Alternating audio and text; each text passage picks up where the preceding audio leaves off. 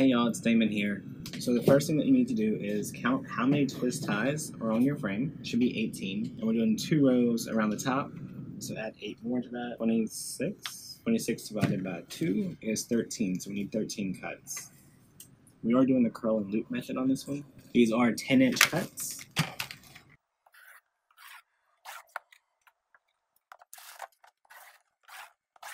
Alright, let's go ahead and add our mesh to our ring. So if you haven't watched my curl and loop tutorial video yet, I do mine a little bit different. So we're going to start on the top, curl it up, measure out 5 inches,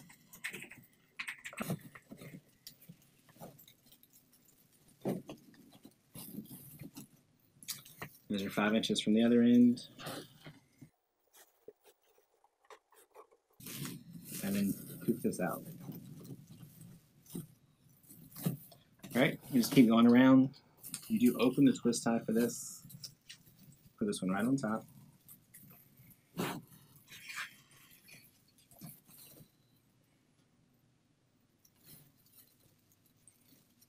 Make sure you're still curled.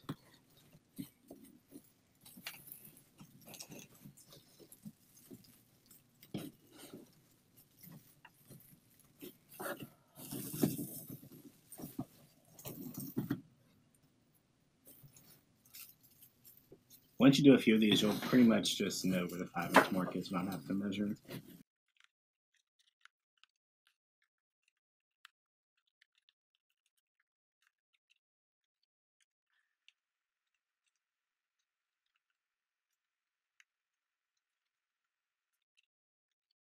Alright, there's our top ring. We need to go all the way around the bottom now. Alright, so we have went all the way around the top and all the way around the bottom one time. Now we're going to go one more time around the top. If you look from the side, you can still see holes. We don't like that. Alright, so this is where we ended. We're going to start here with an orange. That way they're all offset.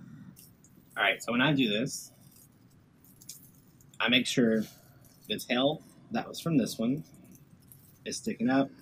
This goes right below it. And then this one just lays right on top. If you can make this wreath base, you can do amazing things with it. Look how full. Alright y'all, that's it for the wreath base. Alright, so with the skeleton, we're going to attempt to put 1 zip tie through his pelvis and 1 zip tie around his neck. And we want his pelvis attached to this inside bar and his neck attached to this inside bar up here. I normally do his head first, and for this, all I do is put the zip tie around his neck. And I do that because I always add a bow to his neck anyway, so it doesn't really matter if the zip tie's there.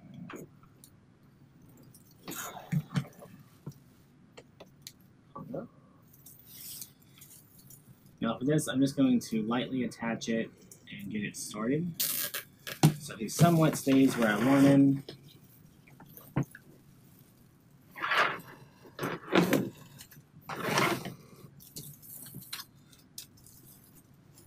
Now for this one, I try to pull it as tight as I possibly can, so his butt stays in place. Alright, now we're going to adjust his head right where we want it.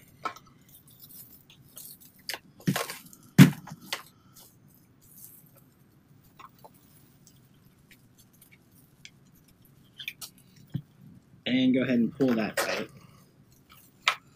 Alright, and now we have a skeleton attached, sitting right into our wreath. Alright y'all, so for this one we are going to do 4 different ribbons. Okay, so just that fast we have our 9 tails cut. We're going to dovetail all of them.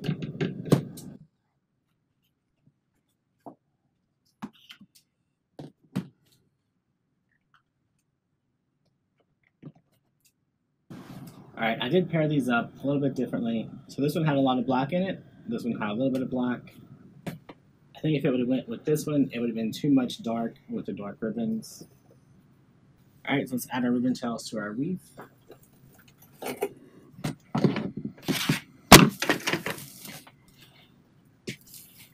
We're going to go all around the bottom and in the top.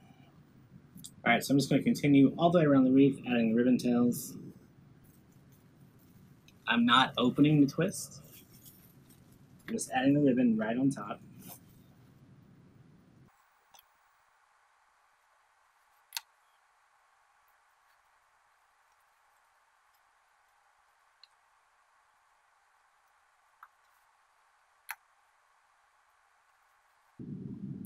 Alright, so in this one, we are going to end up with two ribbons side by side that look the same. So I am probably going to adjust that to these two because we are going to have that giant bow, and it's going to be right about here. So in the top of your skeleton, there should already be a hole where the string is. We're going to get rid of the string. Now you can use a floral stem, a floral pick, anything that you have that can go into his head. Alright, so first things first is I remove these plastic things, the headband. Alright, so this hat is hollow. I don't trust just adding glue here to make it sit. So what I like to do is take the floral pick, make a hole in the hat. Now we're going to attach glue all around the floral pick on the hat. And I add some glue right into that little hole on the top of his head. And then I put the stick right in there and place the hat on his head how I want it. I always tilt it a little bit forward. Alright, so now the hat is there. The next thing is this arm right here. It's just kind of there. I'm not a fan of that. So what I do is in this little hole right here where his wrist is, I take a piece of the zip tie that we cut off the back. That little tip slides right into here. And then his hand will only go so far. Alright, so let's fill it up with glue first. Get that in there. I also want his arm here to be kind of bent outwards. We add glue to this. I add glue all up in the crack of that joint. And then I fold it to where I want it. And you hold it. This arm, I usually put it going up like this, which means more glue, y'all. More glue means more glue. So now we need to go over there and make a TERRI bow. Alright, so we're going to do this TERRI bow on row D. Alright, so my TERRI bow does have 7 ribbons. We need 2 24-inch pieces of wire.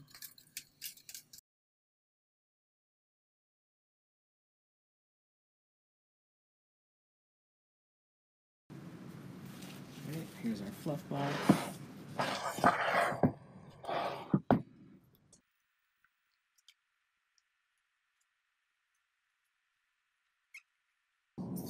Alright, so here's our TERRI bow.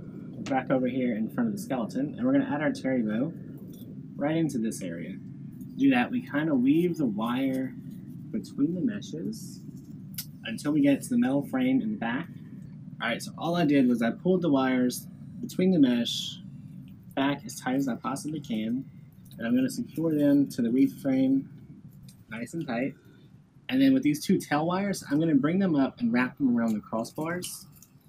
That way, if they do get loose, they don't slide down. I like to go back with and add a section of leaves in all the twist ties. I think I'll do every other one at first. All of them around the front, then every other one on the back for now. For this, I just use my glue gun, add a dab of hot glue, and push it right into the twist ties. Some will have 2 leaves, some will have 1. Really all just depends on what's on the bush. Make sure that glue touches the twist ties.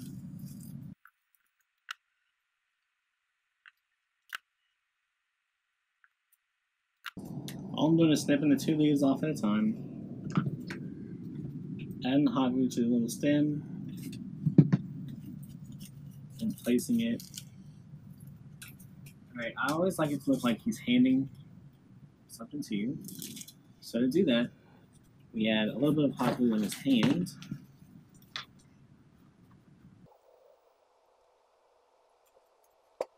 And with a floral pin, we're going to pin it right between his fingers underneath the pumpkin. That's why we glued his elbow in place, so that he can be holding the pumpkin. And then my one contrasting element for the whole piece is going to be this little spider that I pulled off of another. And I'm going to attach him right on top of the pumpkin. Now to add our filler into our bow. Alright, here's our little glittery cattail things. I don't know what they're called. I always push the leaves up towards the plant. And then we're going to figure out where we can place these into our bow. You just add some hot glue to the tip. And just place them in the bow and push them as far into the bow as you possibly can.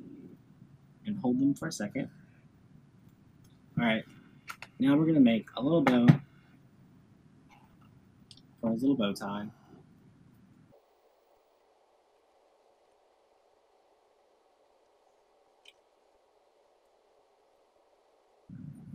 Alright, so to do that, all I do is make 2 smaller loops on each side, 1 longer loop here. I'm going to cut it 3. Alright, so that tail rolled over just a little bit. We're going to add some hot glue back here. Fold that over to hold it in place.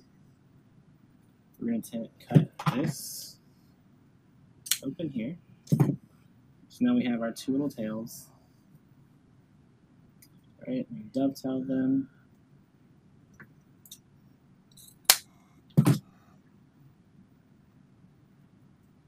Spread them out a little bit. And right here in the center is where I'm going to glue that little orange ball. But first we're going to go ahead and glue this to his thorax, I guess you would call it. I added some hot glue right there. And I'm just going to place it right onto his little neck bone. I did use a contrasting ribbon that we used in the bow, but nowhere else. Alright, we're going to add some glue to this little orange ball. And we're going to add that right in the center of his little bow tie. And y'all, that's all there is to this wreath. He's done.